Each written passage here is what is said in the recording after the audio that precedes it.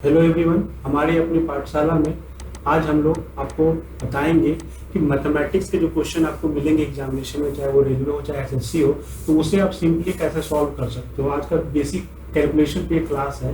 जैसे मान लो कि क्वेश्चन आपको जब मिलते हैं, वो जब भी मिलते हैं वो आपको मिलते हैं परसेंटेज में। तो परसेंटेज के क्वेश्चन को आप कभी भी सॉल्व नहीं कर सकते हो परसेंट के रूप में लिख के, मतलब आपको उसको फाइनली फ्रैक्शन में ही बदलना है। जैसे मान लो कि लिखा हुआ है कुछ 625 का आपको निकालना है, मान लो 10%। तो ये 10% को आपको फाइनली जो कैलकुलेट करना है वो 10/100, इसको फ्रैक्शन में इसको आपको चेंज करना ही करना है। तो फ्रैक्शन में जो वैल्यू होंगे वो आपको कम से कम याद रहने चाहिए, जिससे कि आपको एग्जामिनेशन में कैलकुलेशन करने में टाइम वेस्ट ना हो। जैसे मान लो कि आपको जैसे यहाँ पे सिंपली हमने कुछ लिख भी दिया है, जैसे 1 मतलब क्या आपका है 100% लिखा हुआ है, 1/2 मतलब 50%। ये आपको परसेंटेज का कैलकुलेशन के 1/2, 1/3, 1/4 कैसे कैसे आपका कन्वर्ट होगा। वैसे ही जैसे कुछ स्पेशल जैसे वैल्यू जो आपको जनरली एग्जामिनेशन में मिलते हैं, जैसे 37.5%, ये आपको जनरली एग्जामिनेशन में मिलते हैं। ये वैल्यू 3/8 है, वैसे 62.5 है, वैसे 7/8 है। तो ये आपको जनरल वैल्यू जो आपको इस चार्ट को देख के आप अपने क्वेश्चन को बनाओ, जिससे कि आपको ये डेटा याद होते चले जाए। इससे आपको कैलकुलेशन करने में आसान। जैसे मान लो कि सिंपल आपको समझाते हैं, जैसे मान लो कि आपको क्वेश्चन इस तरह से मिला लिखा हुआ।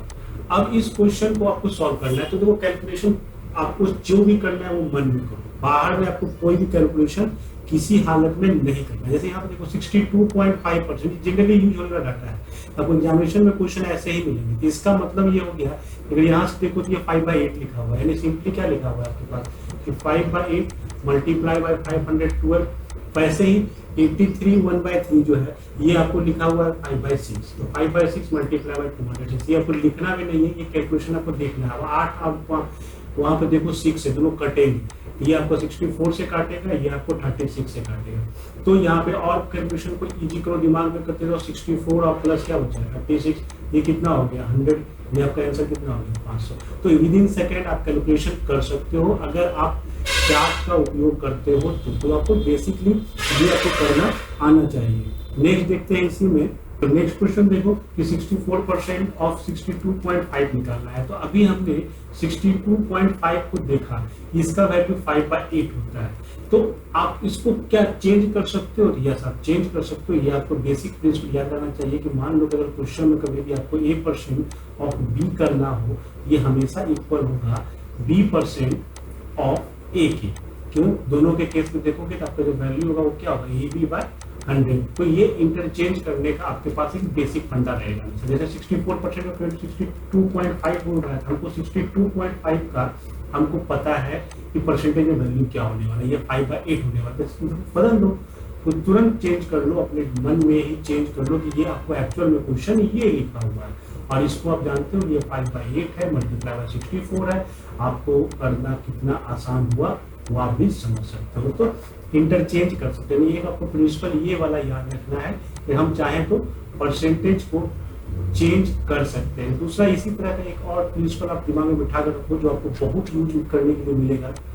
जैसे मान लो कि A% ऑफ B है, ध्यान देना इस चीज पर, A% ऑफ B है, ये अगर बराबर ही रहेगा, अगर हम चाह रहे हैं कि कुछ मल्टीप्लाई या डिवाइड करें, मतलब क्या, जैसे मान लो कि A में हमने x मल्टीप्लाई कर दिया, तो A में हमने मल्टीप्लाई किया x को, तो आपको बस याद रखना है कि B में आपको x से डिवाइड कर देना है।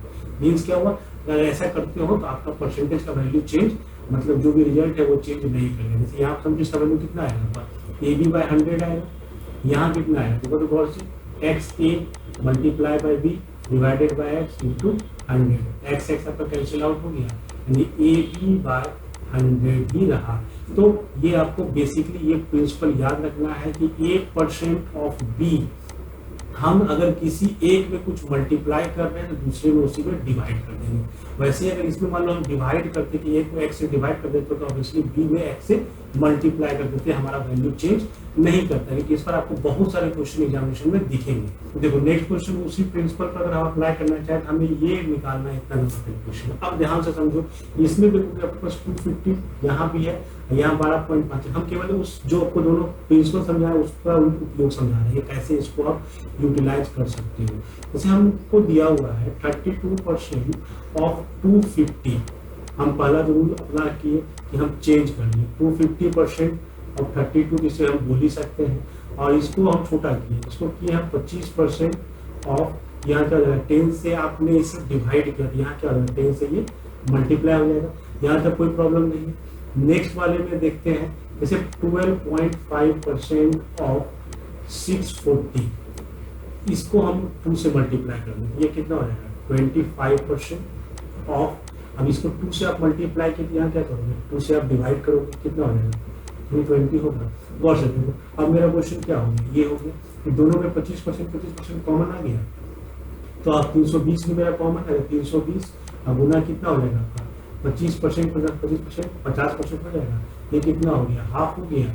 320/2 लिखा हुआ है, या आंसर कितना हो गया 160। तो ध्यान से देखो, इस पूरे क्वेश्चन में हमें कहीं पर पेन चलाने की आवश्यकता नहीं पड़नी चाहिए। अगर आप पेन का उपयोग करना शुरू कर देंगे एग्जामिनेशन में, तो आप समझ लो कि आपका कोई ना कोई क्वेश्चन का लॉस आपको होगा। नेक्स्ट क्वेश्चन देखते हैं इसी में, इसी का उपयोग करके देखो, एक क्वेश्चन आपको एग्जाम में भी आया हुआ है कि दिया हुआ 30 kg, मतलब पेन मत चलाना कोई भी इसमें, 30 kg का 10% कितना परसेंट होगा 40%। यहाँ पे कितना परसेंट, कितना केजी का 40%, बस ध्यान दो, मत चलाओ पेन को। हम क्या कर रहे हैं, बराबर करना है। परसेंटेज में 10 था, अब कितना हो गया 40, यानी क्या से मल्टीप्लाई हुआ है 4 से मल्टीप्लाई हुआ है, यानी यहाँ पर जो भी होगा उसको क्या किया जाएगा 4 से डिवाइड किया जाएगा, यानी कि यहाँ पे क्या आपका होगा 30/4, इनमें से कोई नहीं। तो नेक्स्ट क्वेश्चन देखते हैं इसमें, जैसे फिर से इसी का यूज करके बनाया गया क्वेश्चन दिया गया कि ए का बोल रहा है कि 8%, बी का जो है 4% के बराबर है। तो ऑब्वियसली यहाँ पे देखो कि 8 को हाफ किया गया, यहाँ पर हाफ किया गया है, यानी 2 से डिवाइड किया गया यहाँ पर, तो ऑब्वियसली यहाँ पे क्या होगा 2 से मल्टीप्लाई होगा, यानी बी इक्वल टू क्या होगा आपका 2a होगा। ये तो क्लियर हो गया हमारा।